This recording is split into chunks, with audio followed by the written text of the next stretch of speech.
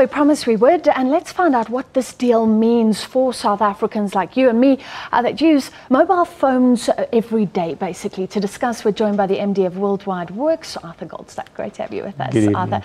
So, if you speak to Vodacom, I guess they would say this is going to be great for the consumer. They could come up with all these new offerings, presumably packages where you have your mobile offering, you have your fixed line, fibre to the home, things like that. The competitors say it will reduce competition. With these conditions now in place, who is right? I have to agree with Vodacom, because what we've had up to now is a Neotel that was meant to bring more choice and more competition. They were meant to be an alternative to Telkom in the fixed line space, and they never were that. They had all the spectrum which allowed them to become a mobile operator in many ways, and then they also put a huge amount of fibre in the ground that gave them a network that enabled them to really bring a range of services to businesses and consumers. But it was only business that benefited, and business was not the category that was intended to benefit from this particular license, what was originally called the second network operator. So in effect, we haven't really had that second network operator at all. With Vodacom taking over the spectrum that they have, although that's going to be another 2 years before they can use it, and also having their fibre in the ground, it enables them to in fact bring these services to consumers in a more effective way. Well, that's what I was going to ask you. So the open secret is that Vodacom wants the spectrum, and we'll get to spectrum. But as you said, Neotel didn't come in and shake up the market in our homes. But does it have something to offer, infrastructure, learning in fixed lines that it can bring to Vodacom? The real power to me of Neotel is the fibre that it's created and laid down across urban areas of South Africa. So they have this fibre grid. How extensive is that? In Johannesburg, it's very extensive, probably the biggest fibre grid alongside Dark Fibre Africa, DFA, which is the other big player in providing what you might call dark fibre, which is a connection that anyone can put their services into and therefore become a player or providing communications and data services through that fibre. So Vodacom also has its own fibre, but it tends to lease space from the likes of Dark Fibre Africa. So this gives them instantly their own network through which they can serve their base stations, because the base stations depend also on those fibre links to give them real capacity. And then from there also they can run fibre to the home, which hasn't really been provided effectively by those who are in a position to do so, i.e. Telkom. Telkom only began offering fibre to the home when Vumatel came into the market and linked up Parkhurst as the first suburb to get fibre to the home in this country. Now you're seeing suburbs springing up with fibre to the home throughout urban areas, and suddenly Telkom is now playing in that space as well. This enables Vodacom also to play in that space, because until now Neotel has only used their fibre to serve businesses, and that's why they've developed such a strong business market. And it's that business market that Vodacom is also going to be able to leverage, but then also use that fibre network to serve homes. Basically, this is the next frontier, isn't it? So what you're saying is this is good for all of us who want those smart TVs, who want to stream music, videos, and get really amazing speeds in their homes. So could we see the competition really hotting up between Vodacom and Telkom now?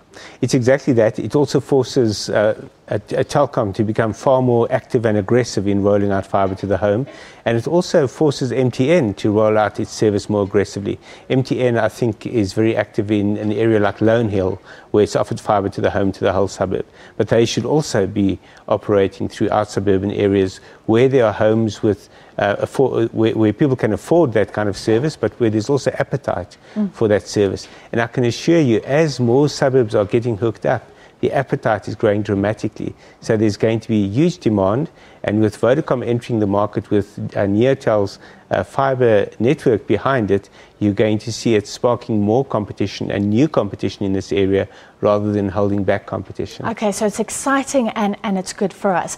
Now let's get to that little thing called spectrum. So the talk is that Vodacom wanted Neotel because all the players had a little bit of spectrum apportioned to them. Vodacom can now get Neotel spectrum. It's so important that the Competition Commission has recommended that for 2 years Vodacom actually can't to use it. So authorities can then step in and spread around spectrum as they should. Why is it so valuable? How does it change the way mobile operators operate?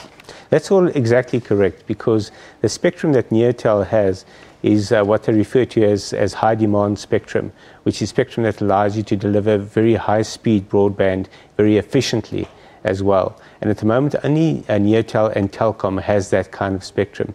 Everyone's very quiet about the extent to which Telkom also is holding on to spectrum that it's had for many years and not used, and it's only beginning to use effectively now. Neotel hasn't been using it as effectively as it could because it hasn't been serving consumers. With Vodacom getting a hold of that spectrum, suddenly it has a real head start over the other mobile networks aside from Telkom. But it gives it a massive advantage over MTN and Cell C because the regulator has been really slack in licensing that kind of spectrum for the mobile networks. And it's been 2 years that we've been waiting for 4G and LTE spectrum, or spectrum that's ideal for 4G and LTE to be licensed. And it still hasn't happened. It will hopefully happen in the next few months.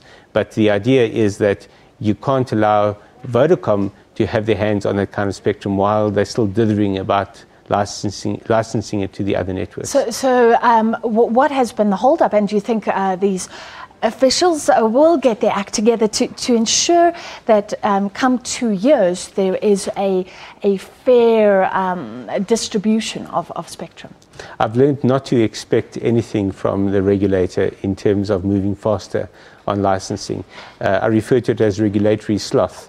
We, for example, had a great technology called WiMAX that was available as long ago as 2008 that would have allowed for quicker, cheaper rollout of broadband to certain areas. It still hasn't been licensed. Only Telkom has WiMAX spectrum at the moment. So if we've waited 7 years for a spectrum that really should have been a no-brainer to roll out, I've got no expectations of LTE or 4G being offered very quickly.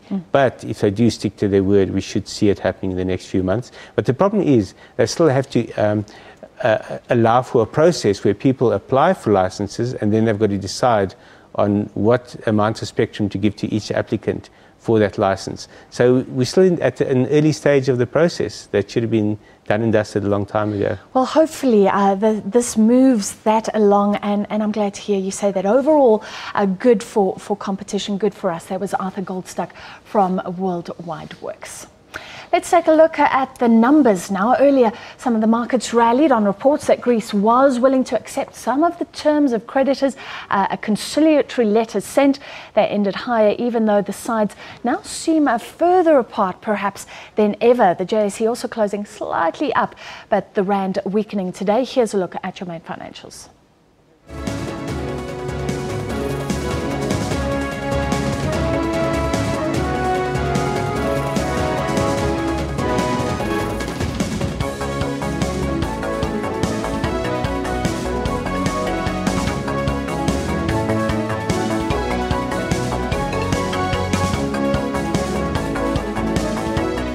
Great to have you with us on Business Review.